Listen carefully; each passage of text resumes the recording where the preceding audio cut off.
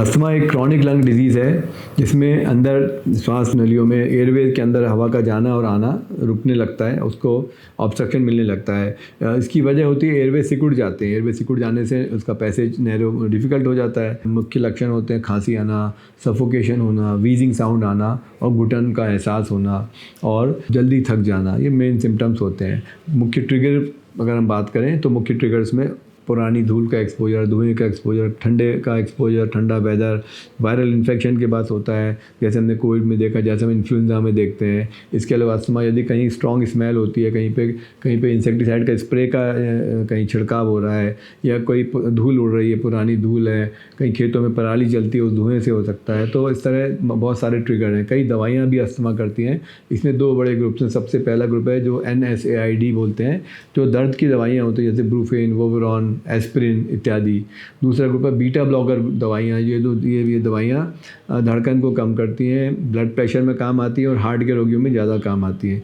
तो beta blocker group की दवाइयाँ ऐसी हैं जो कि अस्थमा करती हैं, तो जो श्वास नलियों को सिकुड़ती हैं। तो ये कुछ इंपॉर्टेंट वजह हो गई हैं। इन्फेक्शन हो गया, बदलता मौसम इत्यादि इसमें कंट्रीब्यूट करते हैं। अब इसमें यदि अस्थमा होता है तो क्या लक्षण होते हैं, और मैं आपको बताना चाहूँगा कि अस्थमा में होता क्या है। हम जब अस्थमा की बात करते हैं तो आप देखिए ये नॉर्मल लंग्स हैं, दोनों लंग लेफ़्ट और राइट लंग्स हैं। यहाँ पर ये नॉर्मल श्वास नली है, इसका जो ट्रांस सेक्शन है, ये this is normal respiratory tract. और लॉन्गिट्यूडनल सेक्शन लेंगे तो पूरी खुली श्वास की ट्यूब होती है, हवा आसानी से जाती है। परंतु जब कभी अस्थमा का अटैक होता है तो इसमें यहाँ सूजन होने लगती है, जिसको इन्फ्लेमेशन बोलते हैं, और उसके साथ में थिक म्यूकस आके चिपक के यहाँ भर जाता है, तो एयरवेज सिकुड़ने लगते हैं। छोटे छोटे 1-2 मिलीमीटर की एयरवेज होती हैं, उसमें रास्ता नैरो हो जाता है। इसी तरह ये जो लॉन्गिट्यूडनल सेक्शन में देखेंगे तो अंदर थिक म्यूकस हो जाता है, वॉल थिक हो जाती है। इन्फ्लेमेशन होने के कारण जो खुला रास्ता था वो वहाँ पे ऑब्स्ट्रक्शन बहुत ज़्यादा होने लगता है। इसके कारण से सारे सिम्टम आते हैं। सिम्टम्स होते हैं, वीजिंग होती है, खांसी आती है, सफोकेशन होता है, ब्रेथलेसनेस होती है और घुटन का एहसास होता है। तो ये दोनों चीज़ें इसकी हैं। इसी को अगर हम क्रॉस सेक्शन में देखेंगे तो आप देखेंगे कि ये नॉर्मल कोर्स में इस तरह का ट्यूब है, बड़ी श्वास की ट्यूब है। अब उसके अंदर इन्फ्लेमेशन होता है, अंदर थिक गाढ़ा बलगम फंस जाता है। ये इस बलगम को, स्प्यूटम को एक्सपेल करना बहुत मुश्किल होता है।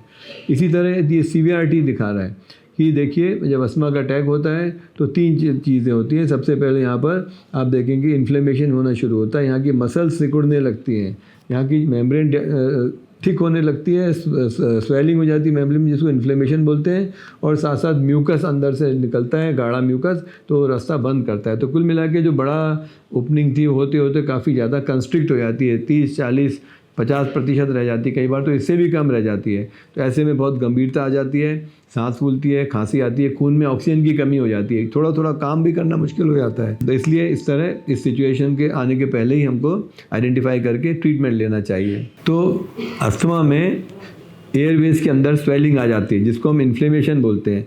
तो जो बड़ा ये जो ट्यूब है, इसके अंदर का जो ल्यूमन है, ल्यूमन में स्वेलिंग आती है, ल्यूमन का साइज़ छोटा होता चला जाता है, और उसके साथ साथ इन्फ्लेमेशन, और इसी के ऊपर ट्रीटमेंट बेस्ड है। हम एंटी इन्फ्लेमेटरी दवाई देते हैं जो स्वेलिंग को कम करती है। इसमें स्टेरॉइड्स भी होते हैं, ओरल भी दिए जाते हैं, इंजेक्शन में भी देते हैं, और इनहेल्ड भी दिए जाते हैं। एक दूसरा, यहाँ पे जो मसल सिकुड़ रही है उसके लिए हम ब्रोंकोडायलेटर देते हैं, जैसे सैल्ब्यूटामॉल है, टर्बिटोलिन है, ये दवाइयाँ इनको खोलती हैं। तो इस तरह इसका ट्रीटमेंट डिसाइड होता है। इसके अलावा म्यूकस बहुत बनता है, तो उसके लिए स्टीम इनहेलेशन हेल्प करता है। आप अपने आप को वार्म रखिए तो मदद मिलती है। ऐसे में ठंडे में गए, ठंडी हवा में गए तो प्रॉब्लम ज़्यादा बढ़ती है।